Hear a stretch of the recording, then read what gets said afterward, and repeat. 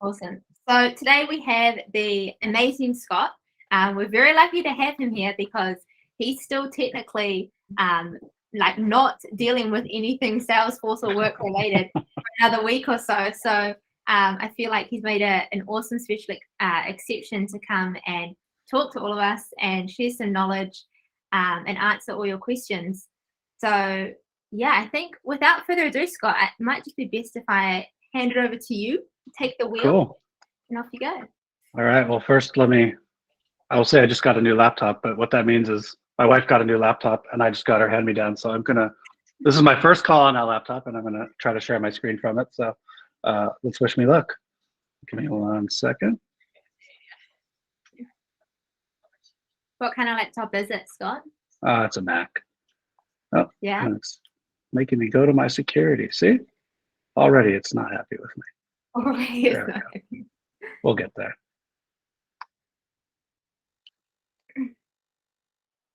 Yeah, I think I'm a Mac user myself, as in Chris's face. It's like, no. No. All right. Trying to share, but it wants to. It's giving me some horrible error. Go. System preferences. See, I knew it. All right, it's going to make me restart Chrome. Give me 1 second. I'm going to jump out and I'll jump right back in. Sorry about that. Sounds good, Scott. See you soon. All right. No worries. Yeah, Chris says I got a MacBook playing movies for the flat just to practice using Mac. That bad, do you reckon? Oh, I don't know. I really like it. I've had my laptop since 2017, though, and I really am thinking of getting a new one because it's gotten to the point where, like, if you unplug it, it will die within the hour, you know. And it's kind of counting down now. It's like 50 minutes, then like 45. And sometimes I'm risking it where I'm on a call and I'm not near a charger and I'm like, oh, this is playing with fire. It's like, like that's how I get my adrenaline fix. It's being on a call without a laptop charger. All right, I think Scott, did I see you jump back in? Where is he? Still setting things up, maybe. Oh, 3 hours. That's pretty good. Yeah. I'm jealous. Scott, are you there? All right, I'm back on. Yep. Cool. Can you guys see that? Yeah, we can. It's working perfectly. It's not in a screen share mode, so give me a second here. Cool. All right, start the screen share. So Amber, yeah, thanks for inviting me along. As Amber mentioned, I'm just getting back at things. I've been on a bit of a break from work and have been enjoying the summer. And I guess February is the start of re-engaging. So you all are first in the journey. But what Amber's asked me to kind of come and talk about a bit is kind of consulting and careers in consulting and what that means. I know as many of you go through the Summer of program, whether it's Salesforce or AWS, you're thinking about kind of what do you do with that? What are some of the options? So I'll talk to you about consulting today and give you some overview of kind of what that's like, but certainly, fire off questions and comments and ideas, and we can make it very interactive instead of me just talking at you. But I guess first, interested to hear from you all. You probably have some assumptions or ideas or have heard some myths about consulting. I might touch on some of those today, but interested if you all kind of share some of those. What are some of those things that that you all have heard or you're curious about? Is this really true or is it like this? Anyone have any of those to share?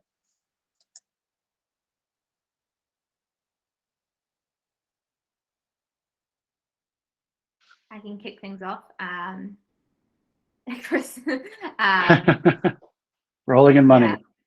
I would say like really time, like a lot of time and stress is usually an association that I hear a lot.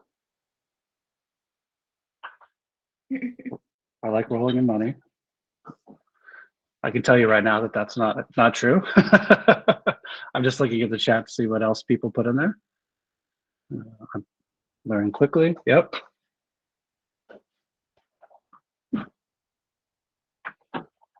So, I mean, I'll hit on a lot of these, but just interested kind of, we'll talk about some of those. I think all of them are true to some degree, and some of them really depend on who you work for and what you're doing. But yeah, we'll touch on some of those. Anyone else with any? Guys out like messages and not unmuting yourself. I'm going to make you guys unmute yourself at some point because I have lots of questions for you. But first, I guess a bit about me. So I just made up this timeline. So I was in similar shoes to some of you who are recent graduates. I graduated from university in late '97 and started my career here about 25 years ago, which is pretty shocking when I think about it. But at that time, I attended an on-campus recruiting event from a company called Anderson Consulting, who some of you may or may not have heard of. They kind of don't exist anymore in that form, but they exist in another form, which we'll talk about in a second. I kind of did it just because it was good to do some on-campus recruiting and get a little bit of learning and experience. I ended up getting an offer. And what they told me, I remember when I got the offer, was to join their CRM Solution Center. I didn't know what CRM was. I didn't know what a Solution Center was. And I knew absolutely nothing about consulting. So I still decided to go for it because it sounded interesting, sounded like some variety. And I kind of started that journey, which really put me on a digital journey. I wasn't in the digital IT space. It just kind of started that journey and started that kind of process for me of getting to where I am today with kind of taking that opportunity with Anderson Consulting. Most of you will know this company because a couple of years into my journey, they had a fight with their parent company and had to change their name, and they became Accenture. So I spent about 4 years at Anderson Consulting and 6 years as Accenture, which most of you have heard of as one of the biggest consulting companies in the world. I think when I started at Anderson Consulting, it was 30, 40,000 people. And when I left Accenture, it was 250,000 people. So quite a bit of growth. But during that time, I started my career. That's Los Angeles, for those of you who could tell or can't tell. I was born and raised in LA, so I started my career with Anderson Consulting and Accenture in LA. I traveled quite a bit, which is probably one of those myths and assumptions people have about consultants. I traveled quite a bit. Some of it was willing because I was up for it and young. And about halfway through my Accenture career, I moved to San Francisco. And in 2008, I decided to leave and go client side to a small software company called Advent, which does software for brokerage houses, investment bankers, and the like. Then I left the consulting world behind. I did a nice 10 years at Accenture, which is a pretty good run. I didn't last at Advent very long, and I went to another company in 2009, which is a logo you probably all see every day in your life, but don't think about it, which is Dolby Laboratories. People think of them as the sound people, right? They're on your TV, on your set-top box. You see the logo in your stuff you're watching on your phone and streaming services. And I left to go to Dolby in 2009 and spent quite a bit of time there. And both Advent and Dolby were kind of my start of being in the Salesforce universe. I'd done a little bit of Salesforce work at Accenture, but it was kind of up and coming. And at both Advent and Dolby, I was part of implementing Salesforce within those organizations. And at Dolby, I kind of branched into broader IT stuff. So I did lots of different IT application management, including things like SAP and our customer's website. Spent 9 years there, enjoyed my time at Dolby. It was a great place to work. It feels like I'm almost there now because every article about Twitter shows pictures of Twitter's headquarters, which is next door to Dolby's headquarters. So I used to go have lunch at the Twitter building, and all these Elon Musk articles. There's lots of pictures of the Twitter building, which makes me feel like I'm back in my office next door to Twitter. But then I decided to, obviously I'm here talking to you all from New Zealand. So I decided in 2019 to make the move. I went to Davanti, which is now known as Merkle Aotearoa. But Davanti is the largest Salesforce partner in the country. It's about, at the time, it was about 100 people in Auckland and about another 40 in Wellington. So I joined to run their Wellington Salesforce practice. So instead of being a consultant like I was at Accenture, where I was the consultant out billing hours and doing the work, at Davanti, I was a practice lead, making sure people were busy, doing recruiting, selling work, helping oversee the delivery of work, but not as much in the nuts and bolts of doing the consulting. So I kind of have both those perspectives. And I moved to Wellington. So I ran the Wellington practice, which is about 30 people doing Salesforce, with another 15 or 20 around it doing human-centered design and kind of more general IT work like BA and PM work. So I left Davanti back in, my last day was in November, and that's kind of on a break, as Amber alluded to, kind of looking for what's new. Also, I guess to mention, when I was at Advent at Dolby, in addition to running my teams, I manage a lot of consulting companies. So at Advent, we use Salesforce to do some consulting, as well as a few others. At Dolby, I use a number of consulting companies, including Deloitte. That's another big name everyone's heard of. So I have a lot of experience as a consultant, as a client of consultants, and now running a consulting practice in the last couple of years at Davanti. So that's a little bit about me. I guess, what other jobs come to mind when you think about a consultant? I have an idea from my experience what a consultant is, and I like to tell people what I think a consultant is when they start. But a couple things that come to mind: you're a bit of an actor, right? You're on stage for your clients. Clients don't want to hear that you don't know the answer, but you'll go figure it out. You'll go find it. They don't want you to make stuff up. But you are a bit of an actor, right? Especially when you're doing your career and you don't know everything. You know, you don't want to tell them you're having a bad day because they're paying you.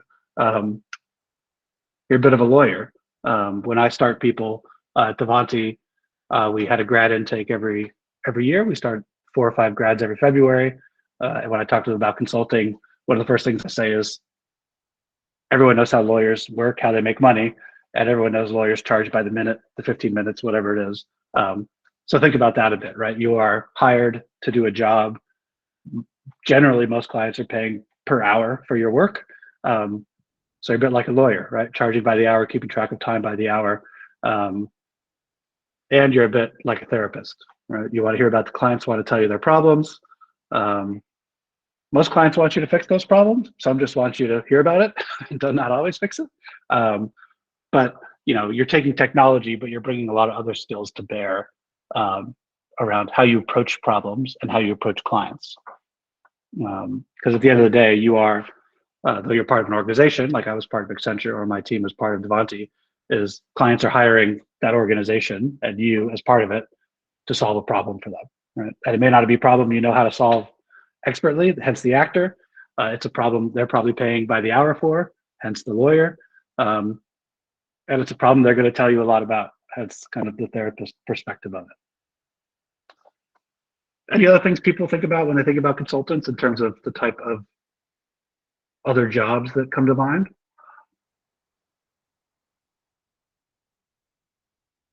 A designer? Yeah, that's true. Probably depends what type of consulting you're doing, but yeah, that certainly can come into play. Any others? A facilitator? Yep. Yeah, if you're running workshops and things, that's kind of where the therapist comes in.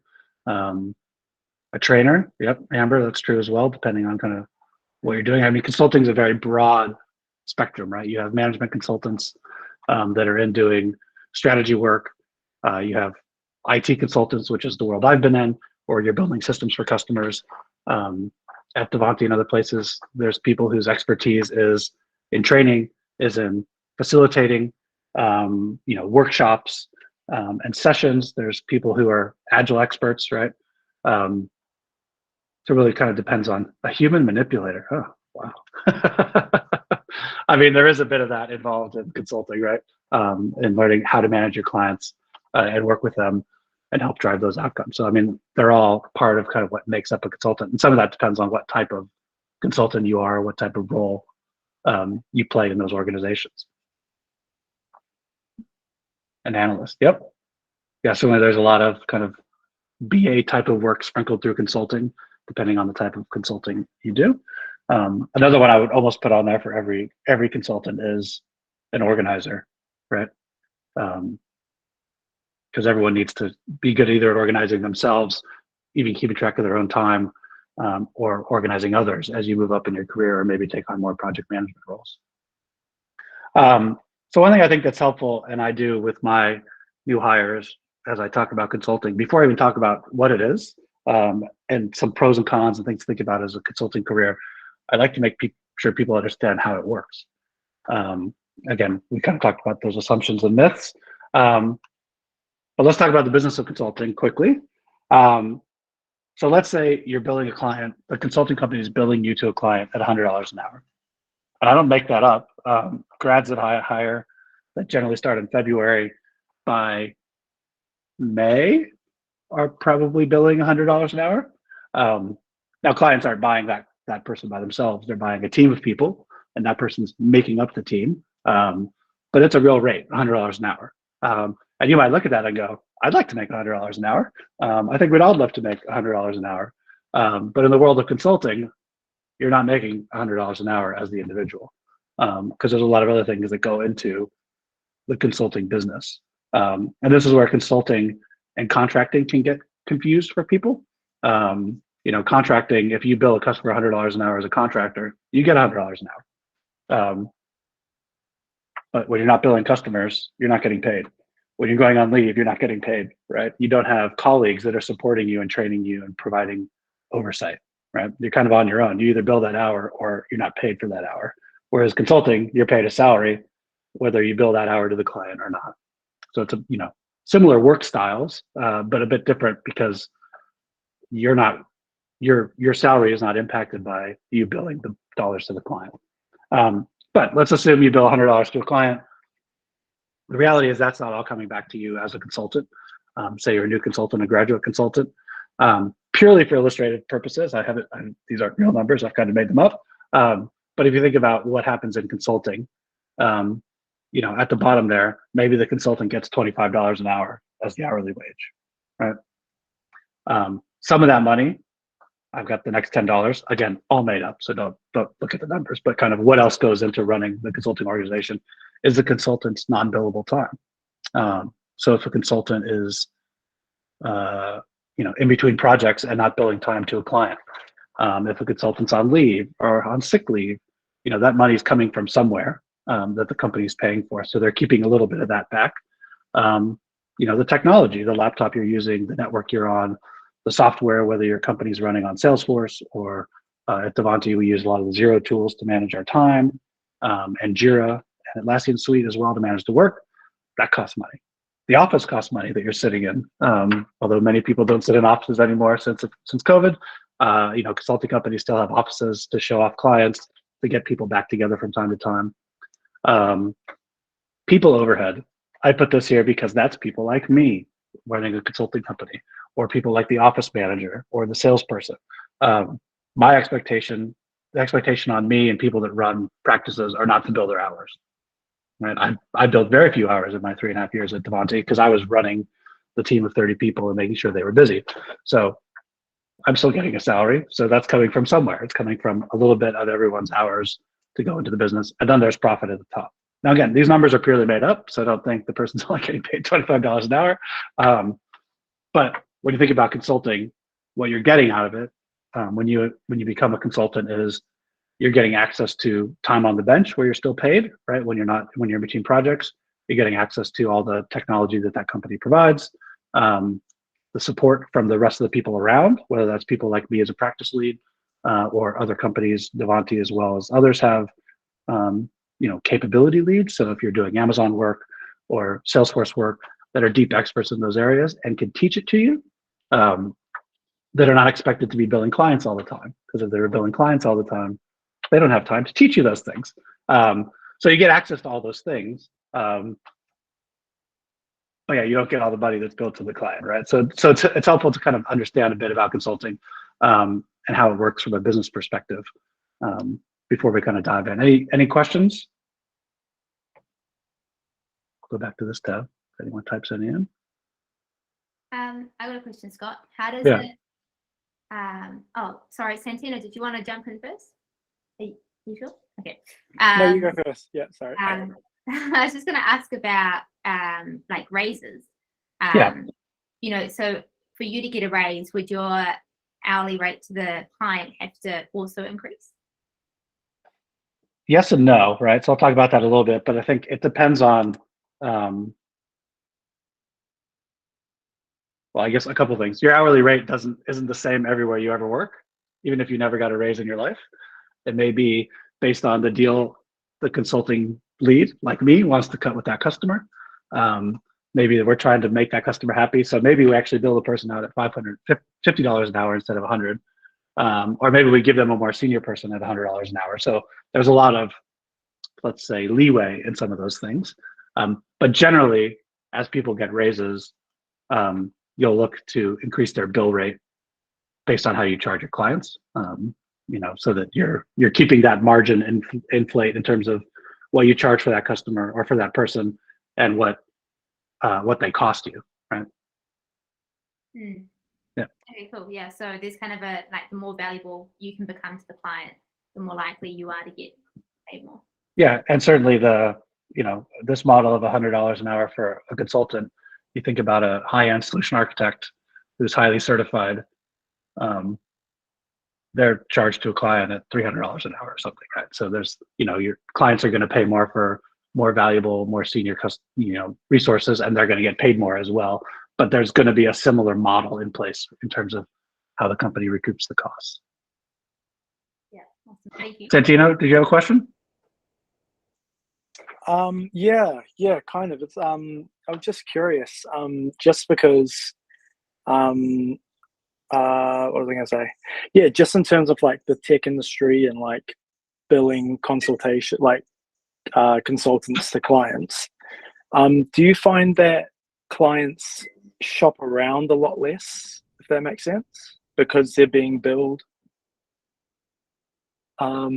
Like shopping around for different solutions with different companies? I wouldn't say shopping around. I mean, I think, well, certainly in Wellington, where I'm working now, it's very, shopping around doesn't exist because of the rules of procurement in terms of how they engage. But I also think, this is how the business works. But in terms of what consulting companies do for free to go talk to customers and present ideas to customers and engage with customers is really at the discretion of the people running the business. So though, a new consultant wants to be billing a lot of hours, they might end up billing no hours because we're trying to pursue a new customer. So, just because a consulting company, has a good relationship with the customer, every other consulting company is willing to do work for free to get in the door. So the competition creates shopping around, I guess, in some form or fashion. But there certainly are a lot of really strong connections. And I won't say every consulting company is amazing, right? It's all about the people you get on that project. But certainly there are strong relationships between people making decisions at the customers and the consulting organizations. And sometimes you don't want to switch because that one's done very well for you. And that was true when I was at Dolby. I used the same Salesforce consulting company. I used 2 consulting companies for Salesforce in the 9 years I was there. And I only left the first one because they got too big and we kind of agreed to divorce each other. But I could rely on them and I could trust them, so I used them over and over. But since I left, someone took my role, they might have a better relationship with another organization. So the relationship, and I guess how well you've done in the past to deliver for them, probably weighs up quite a bit in terms of those things. And let's not pretend IT always goes well. It always doesn't go well.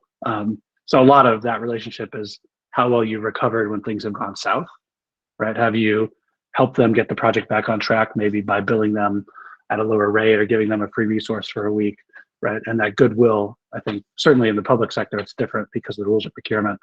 But in the private sector, that goodwill in terms of how you've operated together goes a long way. Awesome. Thank you very much for that. I think I saw a question about KPIs, which I will talk to next.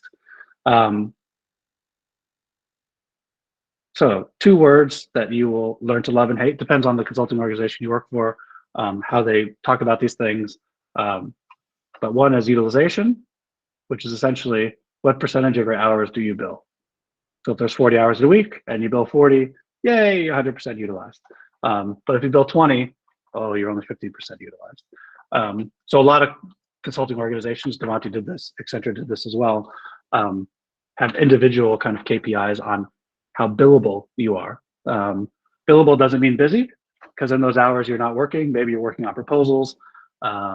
Maybe you're supporting a project but not billing your hours to that. Likewise, I've been on projects where I was on a project in the city of New York following 9/11, where I think we worked 70 or 80 hours a week. I'm sure this is another myth we'll talk about in terms of consultants working too much, but we only billed the customer for it.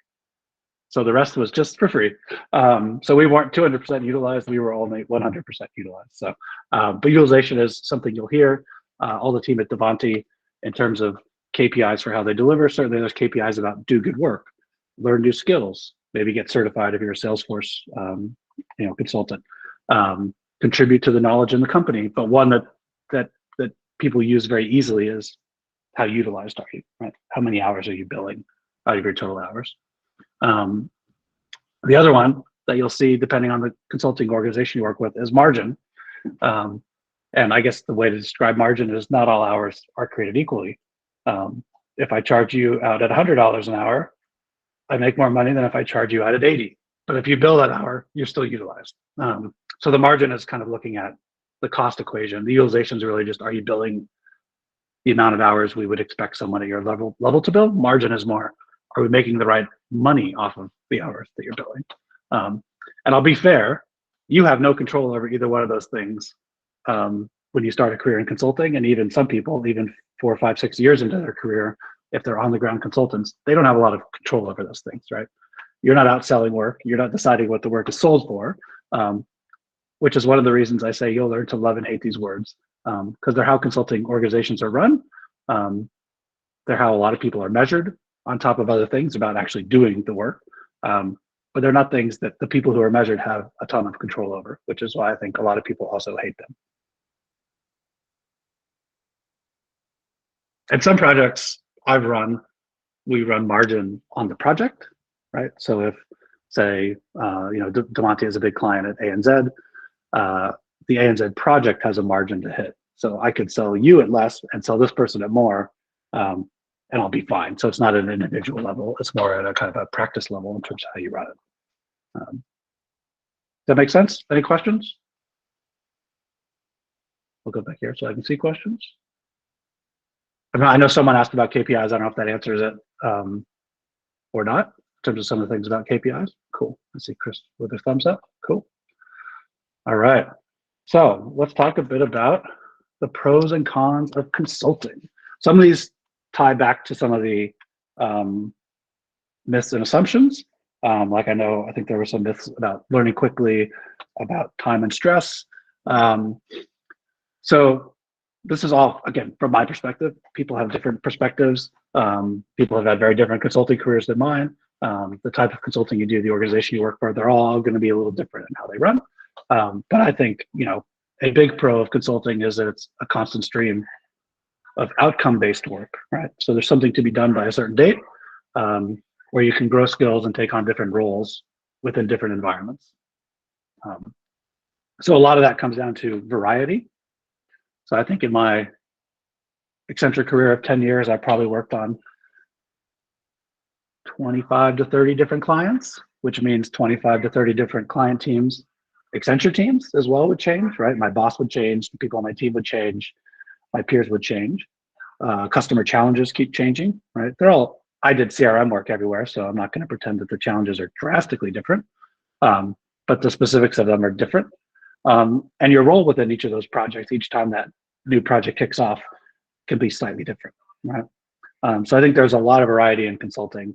It gives you a lot of exposure to different types of organizations, gives you lots of exposure to different types of personalities, both on the client side and on the consulting side. And you're constantly solving different types of challenges. I think pace and progression, both for yourself and the work, right? Work is generally pretty quick in a consulting organization, whether you're consulting as a management consultant, whether you're building training content, whether you're building a system, whether you're doing a human-centered design, UX piece of work.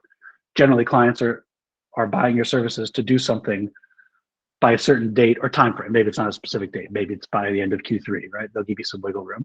But there's focus on getting the thing done by a certain date for a certain amount of money, and it's fairly constant, right? So the work then progresses quite quickly, which is really good for you to learn how to manage your workload, right? How do I juggle multiple things? How do I keep my project managers updated on what I'm doing? And gives you a chance to build skills, I think, very, very quickly, because the work is happening quickly. And consulting organizations want you to build those skills because, as Amber, her question about raises, as Amber mentioned, the faster you build your skills, the more useful you are to that consulting company and the more they can charge for you. And they'll give you raises to offset that as well, right? So you're both moving up. But consulting organizations, they don't all operate this way, but a lot of them are about growing your skills quickly and moving you up in the organization. So you can take on bigger roles, but also bill more money to clients. And then put creative problem solving. You're kind of always trying to come up with new ways to solve problems, to block down barriers. Things you think are going to work well don't work well. The client has a different style in terms of how you approach this work. So you need to think about how to adjust in terms of working with that client. There's lots of other pros to consulting, but to me, it's really, there's a lot of focus on getting the work done that the consulting organization has been signed up to do by a certain date. And there's a lot of people who spend their time making sure, are we going to make the date? Are we going to go over budget? Do we need to do more things? And this is not just IT consulting, this is all consulting. And so it gives you an opportunity to really do a lot of work quickly at pace. I don't mean a lot of hours necessarily, but there's not a lot of downtime when you're on that project. But do it in an environment that has a lot of different, changing factors from project to project in terms of people and teammates. So, it's great in terms of growing skills. When I look at, some of the grads that I'd hired, or even, some people that have been around that have been at Davanti 6-7 years, but started as grads, and they look at their peers that went into a Xero or a government organization as a developer, or as a, pick your tag of a title.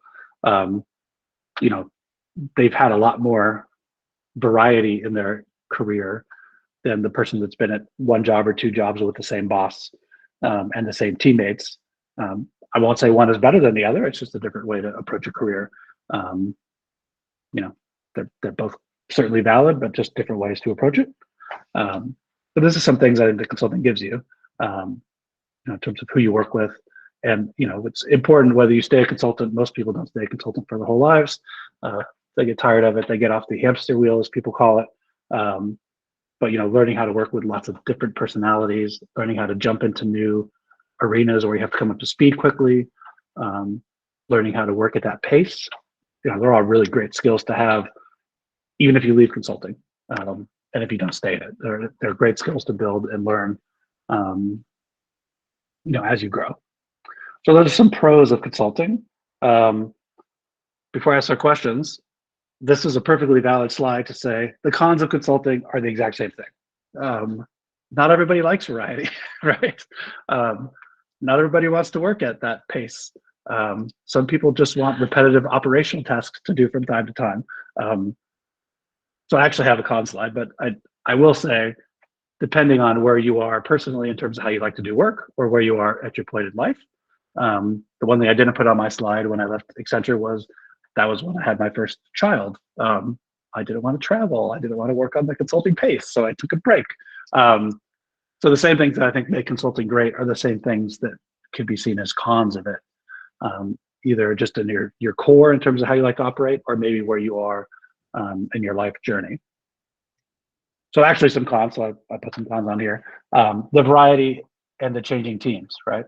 Those teams are evolving, whether they're client teams, whether they're the consulting teams you're working with, they're changing, right? They're not everyone's always changing. At Davanti, in Salesforce, we had a 30-person practice. You'd have similar people, but they would change. Maybe you liked working for that project manager, but your next project, you have a different project manager.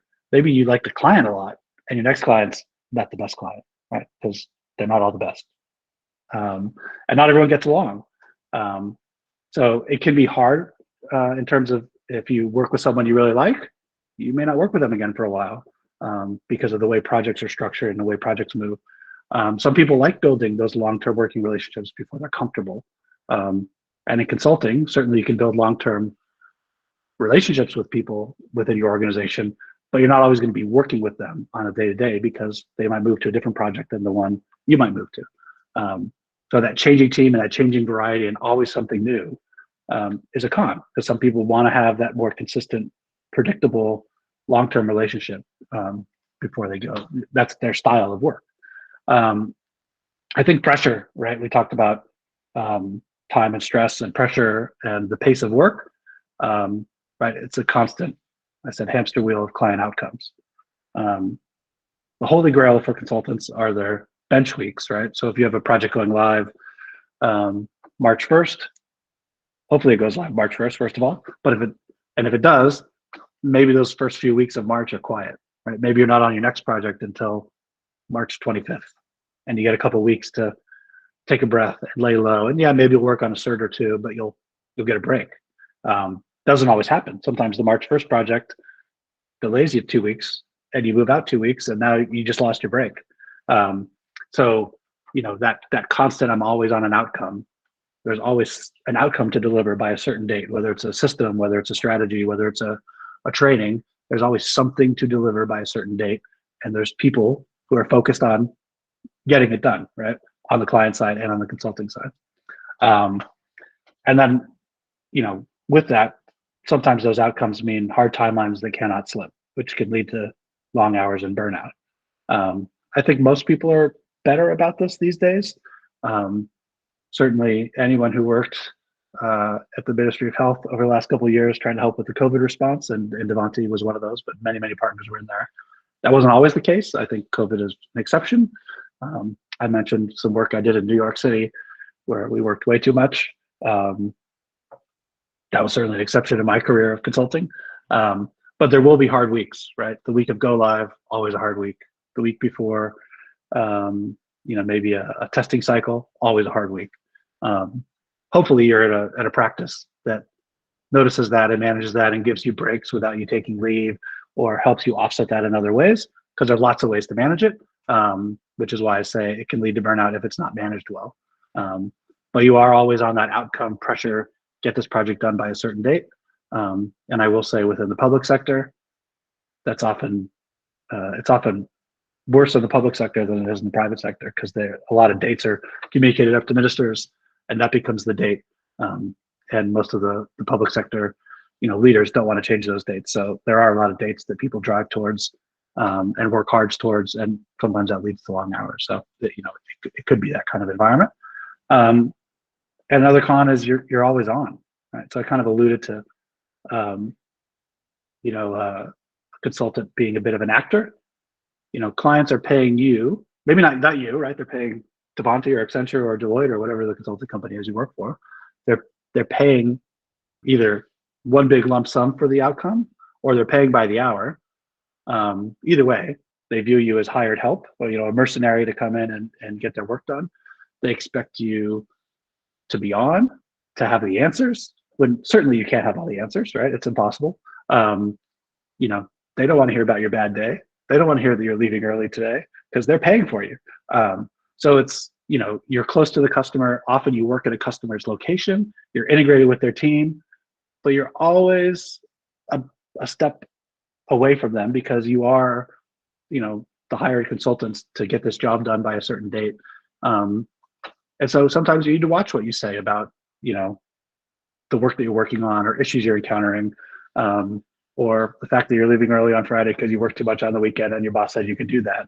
Do you want the client to know that? So there's this always on environment that you're in. Not always on, you're not on at 9 o'clock at night, but when the client is working and you're in the hours, that you are a bit of an actor, and the client expects answers and doesn't want to hear about your bad day, right? And sometimes you just want to have people you can, you have your consulting team that you can kind of share those thoughts with, but you sometimes need to be careful with the client, right? Yeah. So those are some cons. Any questions about pros and cons? Or as I see them, this is certainly what I've seen from my consulting career. It's not everyone's perspective on consulting, It certainly depends on the organization you join. Yes, Amber.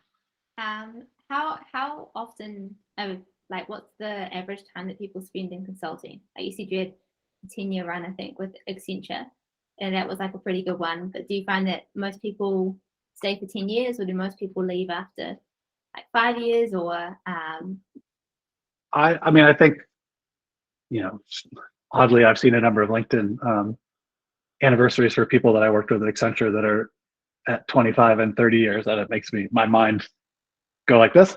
But I think even true of a smaller consultancy like Davanti, you know, I think most people, especially if they're starting their career, you know, coming out of university, they're starting kind of their IT career, I would say 3 to 5 years, right? People, that's where you see a ton of growth. You know, as you talk about the ability to do a lot in a short period of time, to see a lot of different parts of a project, to get a lot of roles. People at 3 to 5 years, they've learned a lot compared to maybe their peer that went to be a developer at a client side, and they're very valuable out of the market, and they kind of go, oh, I've done this for 3 to 5 years, I want to take a break. You know, certainly people come back to consulting like I have, but you know, consultants that I hired when I was at Dolby and Advent, you know, that worked for me, they generally spent 3 to 5 years in their organization and then went client side for a while. Some may go back, but I think it's generally not. I guess what I say, it's generally not a long running career for some people. Certainly, some people stick around because people have to run these practices and they're senior people in the consulting organizations. But a lot of people do it for 3 to 5 years and then decide to, I guess, like I said, get off that hamster wheel. awesome, thank you. Sure. Corinne, you have a question? Yes. My question is it important to be chargeable early on in your career as a consultant? So try and get on as many projects as possible? Or would you say, is it more important to produce high quality work, but be on a less number of projects, so maybe lower chargeability? Or should you be aiming for a balance of both? Well, that was a good question. What I would say to start is, if you're starting your career and you're new to consulting, personally, as someone who ran the practice at Davanti, I would want you on as few projects as possible, because the more you're on, the more I am setting you up for failure. You know, if you're going to be successful, I want you on one thing with one team supporting you, with one project manager, with one architect or whoever else is around you to support you and help you get comfortable and grow your career and build those skills. If you're on 3 or 4, not only are you learning how to be a consultant, how to do this technology and how this client works, but now you have 3 project managers that are pestering you for updates. You have 3 architects that have different ideas and personalities, 3 clients that have different personalities and schedules. You will feel overwhelmed without even worrying about getting the work done. Certainly I tried people that are new, and they don't have to be new as a grad. They can be new to consulting coming from a client side, which I've hired people like that. I want them on one thing where they can focus and get comfortable with the cadence of consulting and the client work. So that's the first thing I would say. I try to keep people focused early on, and not split their focus among different clients and projects. In terms of, should you be billable? Should you be building skills? Depends on the consulting organization, how they run it. That's an important question to ask when you talk to them. Personally, when I hire someone, when I hired someone at Davanti, my goal for their first 6 months was I didn't care how billable they were. Mm-hmm. What was important for those first 4 to 6 months is, are you fitting into the environment? Are you building skills? Are you adding value to the projects you're on, whether you're billable or not? Forget that for a minute, right? Because I want to hire you to work there for 3 to 5 years, not for 6 months, right? So I will tell people I don't really care how billable they are for their first 4 to 6 months. I care about what their project team is saying about them in terms of how they're fitting in and how they're building skills. Certainly people that are more experienced in their career after those periods, it becomes more important. An interesting thing that happened as I left Davanti is they took the utilization target away from the junior levels. So they no longer have a utilization target. And one of the reasons they did that is the lower levels don't have control over utilization. right? You're not out selling work. You don't control how many hours you bill. What you do have control over is, do you have the right personality? Are you willing to get your hands dirty? Are you flexible? Do you deliver good work? Are you a good teammate? That you control. And if you do that well, you will end up being billable. So Davanti, for this year that we're in now, that we've just started, they changed that KPI for the junior level, so they have no billable target. What they have is build knowledge, be useful, be curious, be a good teammate, and you will then be billable as a result of those things. Now, I can't say that every consulting company has done that. It's still a great metric to use because it's simple and easy, but it can also lead to weird behavior. Okay, great. Thank you. Sure. So one other con, I made a quote. This is a quote from me. It's not a quote from the internet, but it's something I've thought about my own career, and certainly career of people that I've worked with or that worked for me. That a consulting career is often defined by luck, right? Were you available when the perfect project was needing you? Sometimes you are, sometimes you're not, right? Did you miss working for a bad client, right? Not every client's great. Not every project team's great. Not everyone gets along. You know, if you're available next Monday and there's the perfect project ready, awesome. What if it's a bad project, right? Your career can be very different. So there's a bit of luck in that, and kind of to your last question, Karina. You know, if you build your skills and become known as a useful, I put resource. I hate that. A useful person. You'll be busy, but you have to be comfortable that you can't control all of that. And you think about, I think there's a story early on in my career when I joined this CRM Solution Center. Again, didn't know what CRM was, didn't know what a Solution Center was. But the essence of a Solution Center was, instead of sending expensive consultants out to our clients and flying them out there and having them in a hotel and getting them home, let's bring all the work back to a central location. In this case, it was in the Bay Area. And we'll do all the work there, and we can all support each other across projects. Fantastic idea. But not all the clients were up for it. But I started in that Solution Center with 4 or 5 other people at Accenture. We did Siebel, which was the CRM of the time, the Salesforce at the time. But about a month in, they said, we need you to go to Columbus, Ohio. Which I said, sure. I was 22, I didn't care. And we went to Columbus, Ohio to go work at Bank One, which no longer exists. The three other people I started with were in the Solution Center doing different types of work. I went to Columbus for 3 or 4 months, and Bank One got bought by Chase, which is a really large US bank, and our project got put on hold. It didn't get canceled, it got put on hold. We went back to Solution Center, picked up some miscellaneous work here and there. The tech lead that I worked for, I was very junior. This is 4 months into my career, 5 months. The tech lead I worked with got staffed on another project, and the functional lead that I worked for quit. So probably a month later, they decided to resume the project, and who now had the most knowledge about that project? It was me. I was 5 months into my career, 6 months into my career. I didn't know what was going on, but suddenly I knew more about that project because the 2 people around me got staffed somewhere else, and one quit.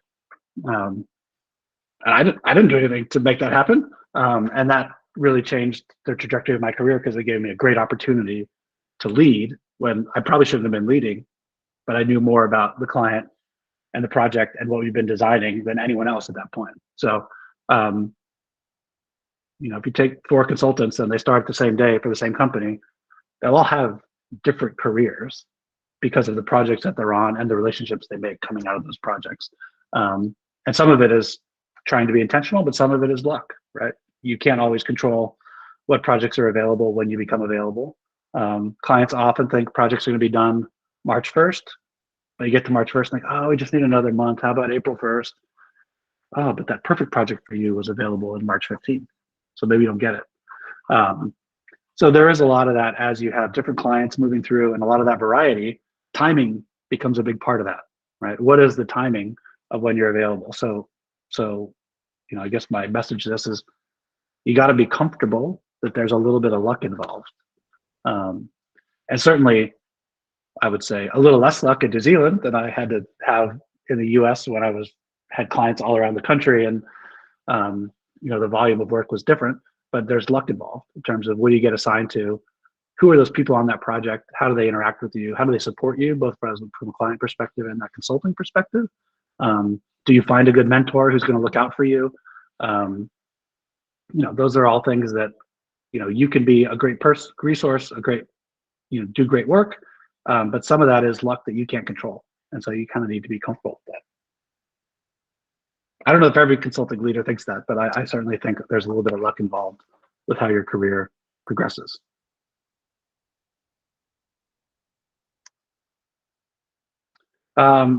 Just last, I think, some things to think about, consider consulting to be good for you if you're adaptable, right? So again, there's a lot of variety. Things change a lot. Clients change their projects. They cancel projects. I've had projects that we've completely built that are ready to go live, and they go, yeah, we're not doing that anymore. But I just spent 8 months building this thing. So you got to be a little flexible and adaptable. You have to be curious. You have to ask a lot of questions, both of the client and of the people around you within that consulting organization who have expertise, right? Soak up all that information, from both sides of it. You need to be a good problem solver, because the problems change all the time. Even if you're doing the same technology over and over, the way the client is working with you, the way your teammates are working with you, it's not all technology problems, it's people problems, it's process problems. You need to be a great teammate, which we haven't talked about being a teammate in this session, but consulting is a team activity. People don't hire individual consultants, they hire that consulting organization to get a job done. And I've never seen a project that's just one person, right? It might be one person full-time with a handful of people part-time supporting them, but it's about delivering as a team, and it's about getting support from the rest of your organization and not being afraid to ask for help. And also then when you get better and better at something and get expertise, it's about giving that help back to other teams that you may not be working on. And I think you've got to be comfortable and good under pressure. Because it is an outcome-based environment, you're delivering something by a date, for a cost, with a scope. There's always pressure to get it done. And clients always want more for their money and for their date.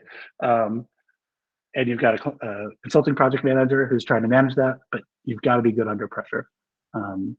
Those are good matches for consulting. And when I interview people for consulting, these are the traits I try to tease out of an interview. I can teach you Salesforce. A lot of you have learned Salesforce with Amber. I can teach you technology. I can teach you how to gather requirements. But these are kind of natural traits that people have that are harder to teach. And these are things I look for when I look for hiring consultants, whether they're junior, whether they're senior with lots of Salesforce skills. I prefer someone who has all of these and fewer Salesforce skills than a Salesforce expert who doesn't have these types of skills. Because the Salesforce stuff is easier to learn than some of these kind of innate traits. So that's me. Questions?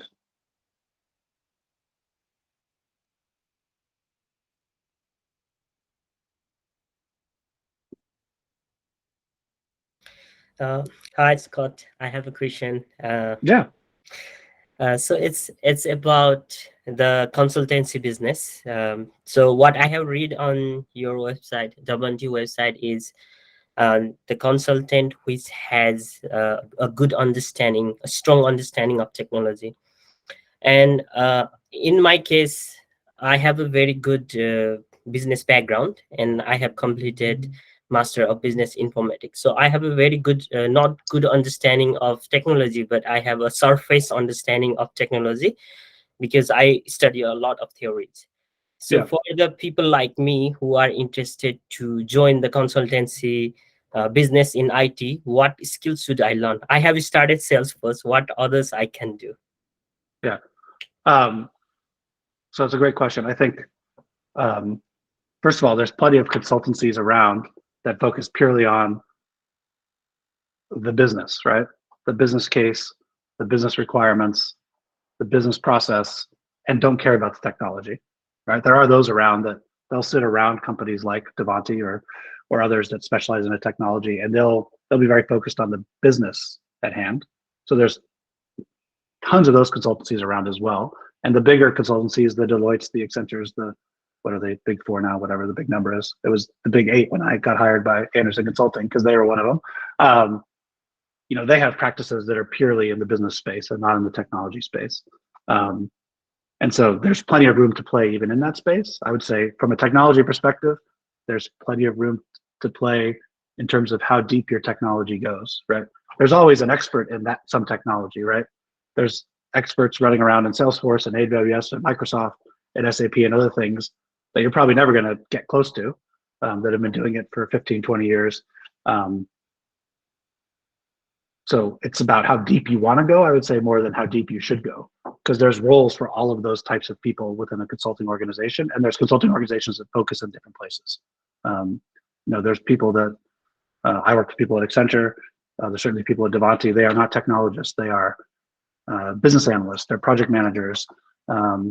They're human designers that can do business processes and workshops. They don't know the technology. They know is Miro, right? They don't know Salesforce, and they don't need to. So it depends, I think, more on how technical you want to be, more than how technical you have to be. Right. So I'm certainly coming at this conversation from an IT perspective, but there's lots of roles out there that don't have, change management people as part of these programs of work to help think about how do I communicate the change? How do I help people understand the change? How do I train them on how to use the new tools and systems and processes? They're not technical, right? And there's a huge demand for those types of skills as well. So it's really about how technical you want to be.